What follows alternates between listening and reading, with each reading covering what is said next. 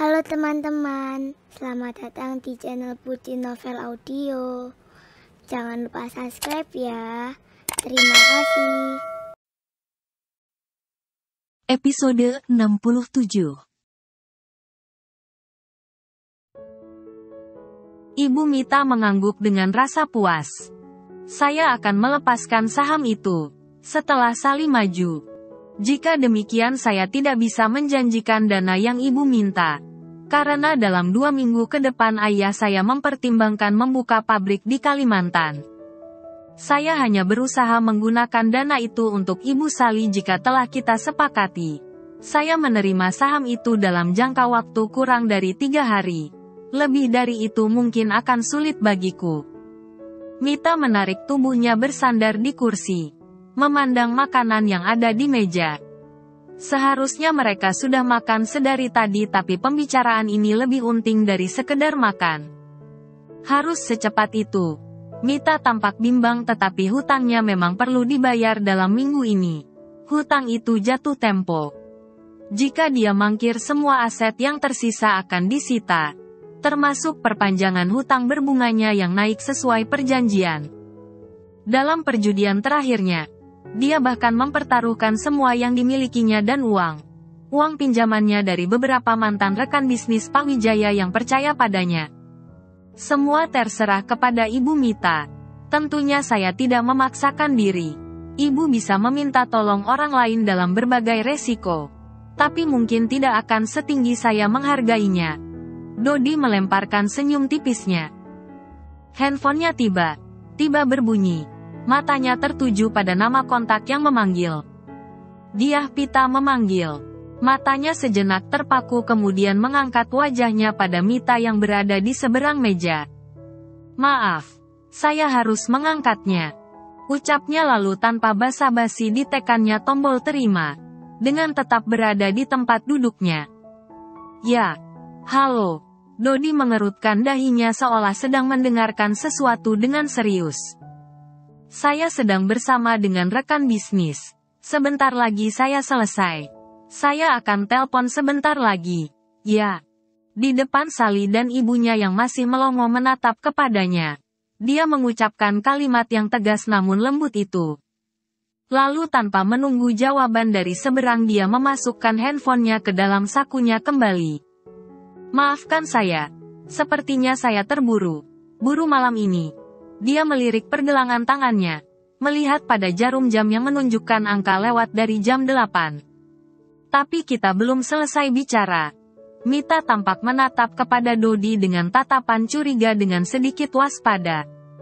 "Tanpa mengurangi rasa hormat saya benar harus pamit sekarang. Terima kasih atas undangan makan malamnya. Semoga di lain waktu saya bisa membalas undangan ini dan menuntaskan dinner yang belum selesai ini." Dodi berdiri dari duduknya, diikuti tatapan kedua orang yang kini nampak bingung dan tak suka dengan cara Dodi meninggalkan mereka. "Silahkan hubungi papa saya jika Ibu Mita berubah pikiran dalam 3 hari ini. Saya rasa Ibu Mita mempunyai nomor kontak papa." Dodi tersenyum lagi. Rautnya begitu aneh. Bahkan sebagai seorang rekan bisnis dia tak berusaha meninggalkan nomor kontak pada mereka. "Kita belum mulai mencicipi menu utama. Kamu sudah mau pergi saja?" Sali menatap pada makanan yang tersaji cantik di atas meja. Matanya melirik Dodi dengan genit. Dodi menggaruk kepalanya dengan raut salah tingkah dipandang seperti itu. "Saya harus pergi sekarang." Dia membungkukkan badannya sedikit dengan kedua telapak tangan yang disatukan sebagai bentuk penyesalan dan permintaan maaf. "Calon istri saya menunggu, saya menelponnya kembali," lanjutnya dengan sedikit ragu dan malu. Membuat Sali terperanjat dengan terkejut tak kalah terkejutnya dengan sang mama. Mereka sebenarnya tahu laki setampan dan sekaya Dodi tak mungkin tak memiliki kekasih. Tapi mereka tak menyangka jika dia sebentar lagi akan menikah. Dodi membalikkan badannya. Wajahnya merah padam sendiri. Dia merutuk alasan yang dibuatnya untuk membuatnya segera melarikan diri dari depan 2 perempuan yang hampir membuatnya muntah itu. Sarah benar memberi misi yang menjengkelkan. Berhadapan dengan mereka rasanya seperti menghadapi dua ular beludak, keluhnya dalam hati. Begitu dia keluar dari ruangan itu, dengan tergesa dia menarik handphonenya dari dalam sakunya. Dan saat dia menatap pada layar handphonenya, layar itu aktif dan dia pita dalam panggilan beserta detik yang berjalan terpampang jelas. Dodi mengepalkan tangannya dengan wajah seperti kepiting rebus. Dia terlalu tergesa sehingga lupa menutup telepon. Dia ada di dalam panggilan dan tentu saja, dia pasti mendengar pembicaraannya dengan Sally dan ibunya. Oh, Tuhan. Apa dia mendengar soal aku menyebut calon istri tadi?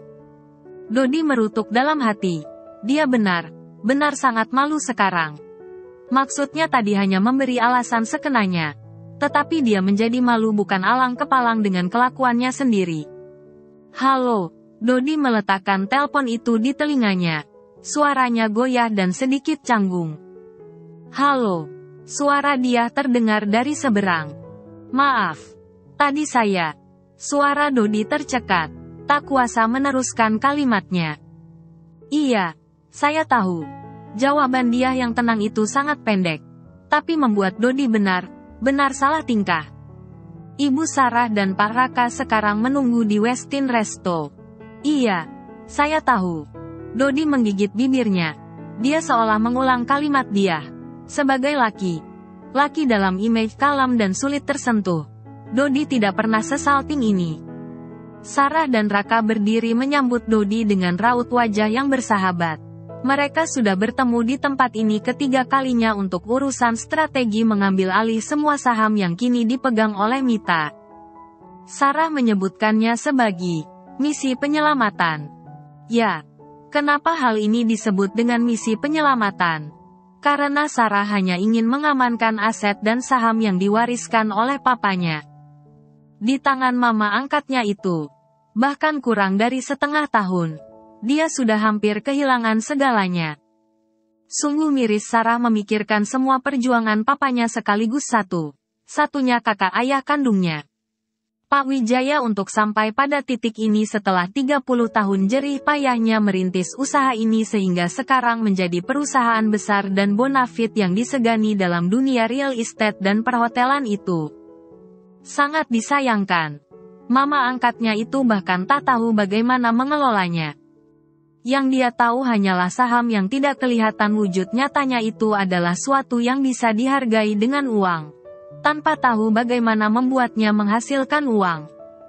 Dan dalam beberapa bulan ini, dia mempermainkan sebagian dari nyawa perusahaan itu dengan semena. Untung saja Rudiat, Sarah dan Raka mampu mengcover semua kekacauan di dalam kepemilikan saham itu sehingga tidak sampai mempengaruhi kepercayaan klien dan pegawai yang menggantung banyak kehidupan di dalam usaha itu. Raka dan Sarah adalah otak di balik semua permainan yang tak disadari oleh Mita, pemilik saham yang tak mengerti apa itu. Bahkan dia diragukan mengerti tentang apa yang diserahkan padanya oleh mantan suaminya yang patah hati itu. Duduklah, Raka berucap ramah. Meski mereka hanya bertemu beberapa kali saja, Raka yang pandai bergaul itu cepat menjadi akrab dengan Dodi. Terima kasih, Pak Raka. Dodi menyahut. Sekarang dia sudah biasa memanggil Raka dengan Pak. Meskipun pada Sarah dia mohon izin tak bisa menyematkan panggilan ibu di depannya. Mereka adalah teman masa kecil. Rasanya sangat canggung memanggil Sarah dengan ibu. Mata Dodi mencuri pandang sesaat pada dia yang duduk tepat di samping Sarah, di seberang kursi yang kini ditempatinya. Dia berada di kursi itu karena mereka berdua beberapa saat yang lalu mendiskusikan beberapa hal tentang pergeseran jadwal Sarah yang meminta durasi waktunya di kantor dikurangi jika tidak ada yang penting dan mendesak. Dalam seminggu ini, dia ingin berada di rumah saja, mengurus Rae dan mengunjungi butiknya yang hampir beberapa minggu ini tidak diurusnya. Dia sengaja dibawa oleh Sarah malam itu untuk mendampinginya membicarakan banyak hal terkait pemilihan urusan yang mana yang memang harus dia yang menangani, yang mana yang bisa langsung dihandle oleh Raka. Sarah melirik pada dia yang tertunduk dengan wajah merah jambu di sampingnya. Dia, Sarah menyenggol siku Diah. Ya, Bu. Diah tergagap menyahut. Duduklah kembali ke tempatmu. Kita sebentar lagi akan makan. Ucap Sarah setengah berbisik. Diah tercenung sejenak menatap bosnya itu. Wajahnya kian memerah saja. Dia tak beranjak dari tempatnya. Kamu kenapa? Kenapa wajahmu merah begitu? Kamu sedang demam? Sarah mengernyitkan dahinya. Jelas pias penasaran di matanya atas sikap Diah. Oh, maaf. Dia segera berdiri. Beranjak dari sebelah Sarah. Dengan mengalihkan pandangannya dari Dodi. Dia mengambil tempat duduk di sebelah laki. Laki itu. Tempat yang semula ditempatinya sebelum Dodi tiba. Kamu kenapa? Sarah bertanya lagi. Membuat Diah menggigit bibirnya sambil menunduk. Saya tidak apa. Apa, Bu? Dia menyahut tersipu. Astaga. Bu Sarah ini. Kenapa dia harus bertanya begitu? Dia menunduk dengan semburat merah yang semakin jelas di wajah mulusnya itu. Dodi tak kalah salah tingkahnya. Dia pura sibuk dengan mengalihkan perhatiannya pada Raka. Mereka berdua sebenarnya sedang sama salting setelah pembicaraan di telepon yang tadi tutup tadi. Meskipun mungkin Dodi hanya sedang berbicara asal saja, tapi sama terngiang di kepala mereka berdua masing-masing. Bagaimana dengan pertemuanmu dengan Bu Mita tadi? Tanya Raka kemudian mengalihkan kecanggungan yang aneh antara dua orang itu. Sepertinya aku sudah berhasil meyakinkan Bu Mita untuk menjual sahamnya padaku. Jawab Dodi lugas. Dia tidak mencurigaimu. Sarah tersenyum puas mendengar apa yang dikatakan oleh Dodi.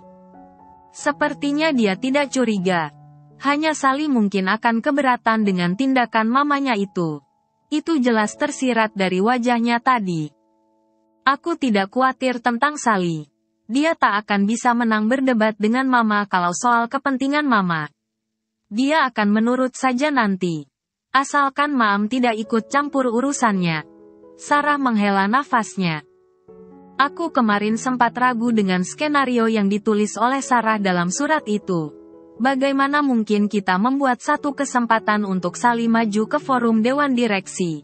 Padahal lebih mudah jika Sally sama sekali tidak diberi panggung untuk unjuk gigi.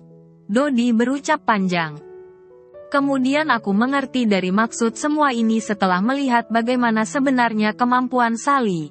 Dodi menggedikkan bahunya.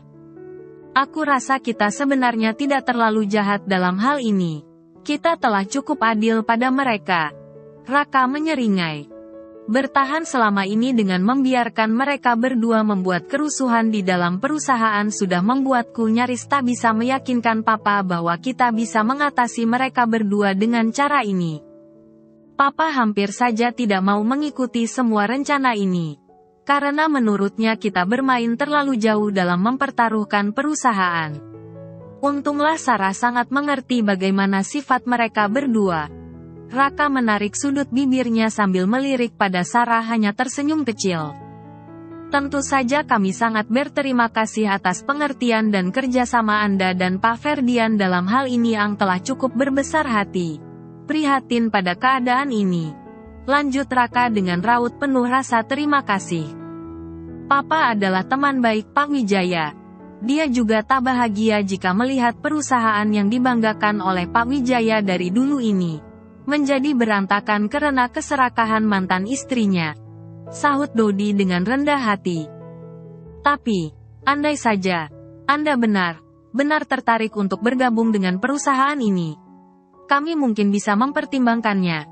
Mengingat jasa dan ketulusan Anda dalam membantu kami sampai sejauh ini.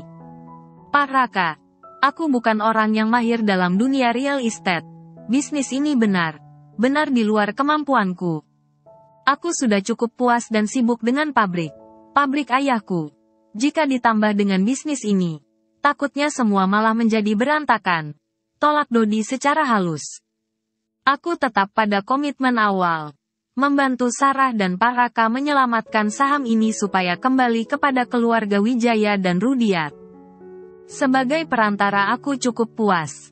Akhirnya mempunyai hubungan baik dengan Pak Raka. Yang mungkin di kemudian hari siapa tahu aku kesulitan sesuatu dan meminta bantuan juga. Bukankah? Pertemanan tidak harus mengambil keuntungan dari apa yang kita perbuat tetapi saling berusaha tetap berdiri tegak dalam kesusahan. Dodi tersenyum, mengakhiri kalimat panjangnya. Dia yang menunduk di sebelahnya tak bisa menolak kekaguman dengan kebesaran hati laki yang berada di sampingnya itu. Dodi bahkan tak ingin mengambil keuntungan dari apa yang terjadi. Dia tetap yakin, memiliki teman yang baik lebih dari memiliki relasi bisnis. Makan malam yang menyenangkan itu diselingi dengan obrolan ringan setelah membicarakan urusan strategi berikutnya setelah Mita menjual saham itu kepada Sarah. Yang sebenarnya dananya adalah berasal dari milik dari keluarga Rudiat. Dodi hanya terlibat sebagai pion yang menjalan skenario itu, supaya Mita dengan sukarela menyerahkan saham itu. Karena demi apapun meski dia dalam keadaan tersulit sekalipun, Mita tak akan menjual sahamnya, jika itu pada keluarga Rudiat. Makanan penutup disajikan. Setelah mereka menyantap menu utama, masing-masing menghadap semangkok dessert tiramisu dalam bahan dasar biskuit yang aroma kopinya menguar lembut berpadu dengan keju mascarpone. Dia yang sedari tadi hanya menatap pada susunan biskuit yang di selanya terdapat krim kaku cantik sangat menggugah selera itu, tak sedikit pun membuka suaranya. Dia sendiri bingung mengapa dirinya menjadi begitu gugup saat berdekatan dengan Dodi.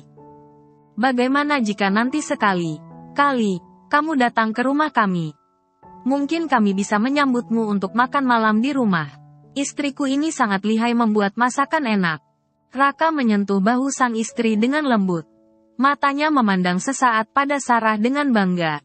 Dia senang memamerkan bagaimana hebatnya istrinya itu dalam hal memasak. Tentu saja. Dengan senang hati saya akan menunggu undangan itu. Dodi menganggukkan kepalanya sambil tersenyum sumringah. Ah, jangan memujiku begitu, sayang. Sarah menyahut setengah berbisik pada suaminya. Aku serius. Loh, masakanmu tiada duanya. Swear, Raka menyela dengan wajah serius. Dodi, nanti jangan lupa nanti bawa pacarmu. Biar bisa kenalan dengan kami. Raka berucap sambil terkekeh. Dek, entah mengapa jantung dia serasa berhenti sejenak. Dia tak bisa membohongi dirinya sendiri yang menjadi tegang menunggu tanggapan dari Dodi. Aku belum punya pacar. Dodi menyahut dengan raut malu. Jawaban dalam suara pelan itu, tak urung membuat dia tanpa sadar menghembuskan nafasnya dengan lega. Perasaan aneh itu, entah mengapa datang begitu saja tanpa bisa ditahannya. Raka seperti mendengar hal yang mustahil. Saat Dodi yang notabene laki idaman itu menyatakan dirinya belum memiliki pasangan. Kamu serius? Raka mencondongkan kepalanya ke depan. Matanya terpicing dengan lucu. Aku benar belum punya pacar. Jawaban itu terdengar ditekan sedemikian rupa, seolah berharap ada seseorang yang mengerti maksud pengumuman terselubung itu. Masa sih, kamunya terlalu pilih atau? Raka mengerutkan keningnya pada Dodi. Begitu penasaran dengan status laki yang secara kualitas pria, dia masuk ke dalam jajaran kualitas premium ini. Masih belum kepikiran ke sana. Ya, paling tidak ada yang sedang dekat mungkin. Aku tidak mudah dekat dengan orang. Sahut Dodi menanggapi Raka yang sedikit membuatnya salah tingkah. Tidak mudah dekat bagaimana? Kamu yang tidak mau mendekatkan diri sepertinya. Astaga. Sayang. Kamu kepo sekali. Sarah menyikut pelan suaminya. Melihat Dodi yang wajah semakin merona. Ini benar surprise buatku. Orang semapan Dodi masa sih belum laku. Raka meringis lucu pada sang istri. Begitulah Raka. Jika dia sudah merasa santai dan dekat dengan seseorang, ngomongnya itu suka santai kebablasan. Bukan begitu. Memang masih belum ada yang pas saja. Sahut Dodi lagi. Dia gelagapan sendiri. Mau kucarikan? Raka melotot pada Dodi, dengan raut sok seriusnya. Tidak usah. Dodi menggaruk. Garuk kepalanya yang tidak gatal. Sayang. Memangnya kamu punya stok perempuan banyak? Sekarang Sarah yang melotot lucu pada Raka. Bukan begitu. Raka menyeringai pada Sarah. Dodi tak bisa menahan senyum melihat tingkah suami istri yang selalu harmonis itu. Dot, sepertinya kita perlu sekali me time para lelaki. Biar kamu bisa mengakhiri masa jomblo ini, aku akan memberi banyak tips buatmu. Raka terkekeh sambil menyendok dessert ke dalam mulutnya. Tips apanya? Jangan macam deh, si istri di sebelahnya protes dengan raut galak tapi manja. Dodi hanya masam-mesem sambil melirik pada dia yang menunduk di sampingnya, sibuk ngorek piring dessert di depannya. Dia, panggilan Sarah mengejutkan dia. Iya, Bu. Kenapa kamu lebih pendiam hari ini? Kamu benar sedang tidak enak badan sepertinya. Sarah yang sedari tadi memperhatikan dia, mengernyit dahinya. Tidak, Bu, saya hanya sedang. Dia tak melanjutkan kalimatnya ketika melihat mata dua laki yang bersama mereka menoleh kepadanya. Dia, sepertinya kamu perlu istirahat. Mungkin kamu terlalu capek seharian ini. Sarah menatap asistennya itu sedikit cemas. Melihat rona wajah dia yang tak lepas dari semburat merah sepanjang makan malam. Aku akan menelpon Pak Ardi untuk mengantarmu pulang. Sarah meraih handphonenya. Tidak usah, Bu. Saya bisa pulang sendiri naik taksi. Dia menyahut dengan suara sedikit terbata. Setelah tak sengaja mendengar Dodi ini menyebut dirinya sebagai calon istri tadi, dia menjadi gugup sendiri berdekatan dengan Dodi. Astagfirullah. Dia berusaha menenangkan jantungnya yang berdegup aneh dengan istighfar. Dia ingat benar statusnya yang masih istri dari Bram sampai hari ini. Meskipun dia sedang menjalani masa idahnya. Tapi rasanya tidak pantas jika dia tiba memikirkan laki lain. Meski itu hanya terlintas di kepalanya begitu saja tanpa niatan sama sekali. Perhatian dan cara Fajri yang dewasa dan santun ini membuatnya tak bisa mengelak. Hatinya sedikit banyak tersentuh. Aku bisa mengantar dia pulang. Kami berdua satu arah. Tiba Dodi menyela. Sebelum Sarah menekan tombol panggil pada sopir mereka Pak Ardi. Saya bisa naik taksi. Penolakan dia sama sekali tidak diperhatikan oleh Dodi maupun Sarah. Suaranya tenggelam begitu saja. Kamu tahu arah rumah dia? Sekarang Sarah yang sedikit terpana pada Dodi. Iya. Rumah kami satu arah. Kami sudah saling mengenal dari masa SMA. Jawab Dodi. Dia sungguh merasa seperti diskak oleh pernyataannya sendiri. Wah, dia curang nih. Masa tidak memberitahu aku kalau dia juga sudah kenal Dodi lama? Sarah tertawa senang. Melihat pada dia yang semakin menundukkan wajahnya. Tersipu tak karuan. Teman satu kelas satu semester. Sebelum aku pindah ke Jakarta. Kami kenal tidak lama. Kok? Dodi menyahut berusaha meluruskan keterangannya. Ternyata aku yang tidak peka jika kalian sudah saling kenal lama. Sarah menyeringai pada dia. Hanya kenal sebentar. Bu, jawab dia tergeragap. Ya, tetap saja kenal, kan? Sikap kalian formal sekali jadi aku tidak menyangka sama sekali. Loh, Sarah tertawa kecil. Berarti kita satu sekolah. Dong. Alis Raka bertaut, menatap kepada Dodi. Iya, Pak Raka adalah kakak kelas kami. Jawab Dodi. Astaga, kenapa aku tidak pernah merasa bertemu kalian? 10 atau 11 tahun yang lalu. Raka garuk jidatnya. Berusaha ingat pada memori masa sekolahnya.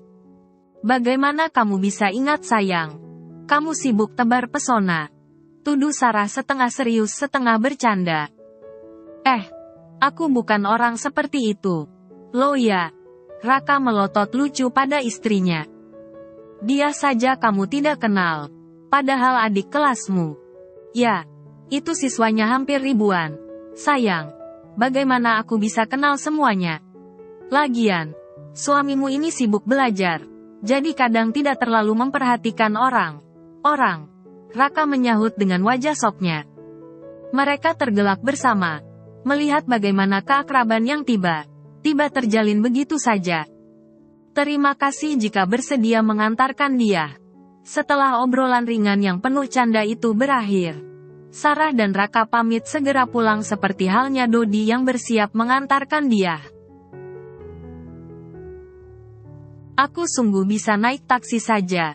Dia masih merasa tidak enak pada Dodi saat dia telah duduk bersampingan di dalam mobil Dodi. Ini kali kedua dia berada di dalam mobil itu. Biarkan aku mengantarmu pulang. Aku sungguh bisa naik taksi saja. Dia masih merasa tidak enak pada Dodi saat dia telah duduk bersampingan di dalam mobil Dodi. Ini kali kedua dia berada di dalam mobil itu. Biarkan aku mengantarmu pulang.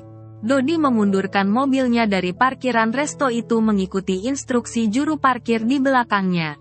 Setelah mobil Sarah dan Raka menghilang di antara keramaian jalanan malam Surabaya. Ini hampir jam 10. Tak baik kamu pulang sendiri. Lanjut Dodi ketika mereka sudah berada di antara kerlap-kerlip lampu mobil yang berpapasan. Cahaya lampu jalan dan lampu dari gedung dan bangunan di kiri kanan jalan. Rumahku tak lagi searah dengan rumahmu. Dia berkata sedikit tak nyaman. Dia takut Dodi masih berpikir dia tinggal di rumah orang tuanya. Aku tahu. Jawaban itu pendek keluar dari mulut Dodi dengan santainya. Aku sudah menikah. Bibir dia gemetar mengucapkannya. Aku tahu. Bersambung dulu ya teman-teman.